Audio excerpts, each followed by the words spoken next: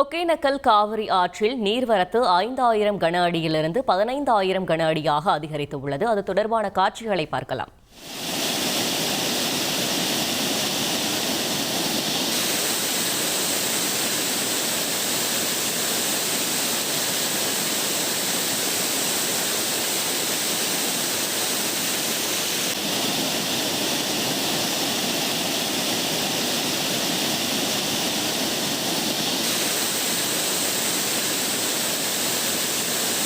இது தொடர்பான கூடுதல் விவரங்களை செய்தியாளர் நரசிம்மகுமார் வழங்க கேட்கலாம். நரசிம்மகுமார், வணக்கம். தற்பொழுது நீர்வரத்து அதிகரித்திருப்பதால் பொதுமக்களுக்கு ஏதேனும் எச்சரிக்கை விடுக்கப்பட்டிருக்கிறதா? கூடுதல் விவரங்கள்.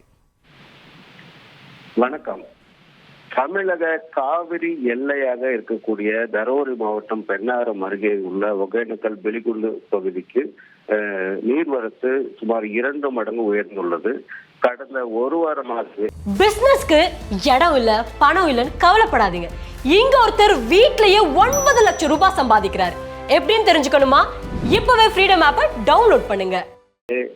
காவிரி நீர்பிடிப்பு பகுதிகளான அஞ்செட்டி, கேரெட்டி, நாட்ராபாளையம், பெலிகுண்டு மற்றும் ஒகேனக்கல் வனப்பகுதிகளில் கனமழை பெய்து வருகிறது. இதன் காரணமாக நீர்வரத்து அதிரடியாக உயர்ந்துள்ளது. நேற்று காலை 4500 கனஅடியாக மட்டுமே இருந்த நிலையில் நேற்று மாலை 5000 கனஅடியாக நீர்வரத்து உயர்ந்தது.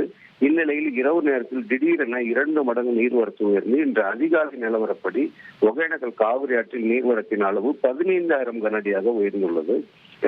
இந்த நீர்வரத்தால் எவ்வித முன்னெச்சரிக்கை நடவடிக்கைகள் வழக்கம் போல் உள்ளது. எவ்வித வெள்ள அபாய எச்சரிக்கை விடுக்கப்படவில்லை.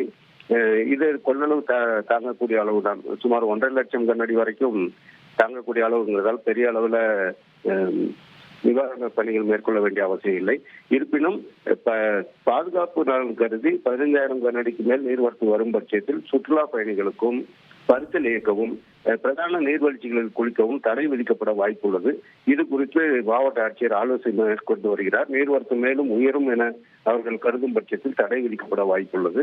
நீர்வரத்து இந்த திடீரென உயர்ந்திருப்பது கரையோர பகுதி மக்களுக்கு பாதுகாப்பாக இருக்கும்படி எச்சரிக்கை விடுக்கப்பட்டுள்ளது. தகவல்களுக்கு நன்றி நரசிம்மகுமார்.